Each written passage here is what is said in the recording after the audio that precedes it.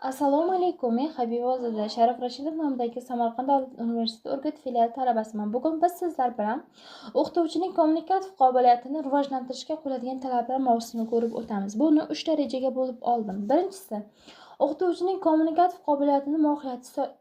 Ikkinchisi, kommunikativ qobiliyatni rivojlantirishga qo'yiladigan talablar. Uchinchisi, uni shakllantirish va rivojlantirish yo'llari. Kommunikativ qobiliyat nima? Bu o'qituvchining o'quvchi, ota-ona va hamkasblar bilan samarali muloqot o'rnatish mahorati hisoblanadi. Bu qobiliyat orqali o'qituvchi o'z fikrini aniq ifodalay oladi, o'quvchilarni tinglaydi, tushunadi, dars jarayonida ijobiy psixologik muhitlarni yaratadi. O'qituvchining kommunikativ rollari.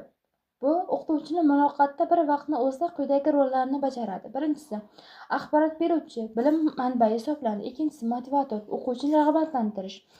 Uchinchisi, maslahatchi, yo'l yo'riq ko'rsatadi. Tinglovchi fikrlarni tinglab tushunadi. Kommunikativ qobiliyatni qo'yiladigan talablar. Buni 5 qismga bo'lib oldim. Birinchisi, nutq madaniyati. Bu to'g'ri, aniq, ta'sirchan gapira olish. Ikkinchisi, pedagogik taktik. O'qituvchining hurmati va odobi bilan munosabatni bo'lishish. Uchinchisi, psixologik sezgirlik, har bir o'quvchining holatini his qilish. To'rtinchisi, emotsiya. Bu boshqalarning hissiyotlarini tushunish. Beshinchisi, muloqot etikasiga rioya. Bu har qanday holatda muomala madaniyatini saqlash hisoblanadi. Kommunikativ qobiliyatni rivojlantirish yo'llari. Bu pedagog muloqotni bo'yicha treninglardan qatnashish, o'z nutqini audioga yozib, tahlil qilish, sahna nutqi mashqlari, intonatsiyasi, mimikasi, tana tili. Emotsiya mashqlari. Bu o'quvchilar his-tuyg'ularini tushunishga o'rganish. Ikkinchisi, refleksiya. Bu har darsdan so'ng o'z muloqotini uslubini tahlil qilish. Samarali kommunikativ usullar. Bu 4 qismga bo'lib oldim. Birinchisi, faol tinglash, ikkinchisi, ijobiy tahlil qilish, uchinchisi, savol-javob asosida muloqot, to'rtinchisi, rag'batlantirish so'zlardan foydalanish. Masalan, ajoyib zo'r fikr qiziqarli yondashuvlar hisoblanadi.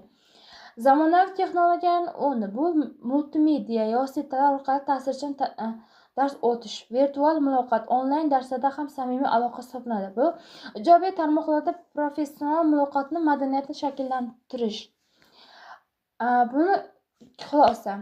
Kommunikativ qobiliyat o'qituvchining eng muhim kasbiy sifatlaridan biri hisoblanadi. O'quvchilarning ishonchi oshiradi, o'quvchilar jarayonida samarali qiladi. Har bir o'qituvchi o'z ustida ishlashi, muloqot mahoratini doimiy rivojlantirishi zarur hisoblanadi. Keyingi esa foydalangan adabiyotlar.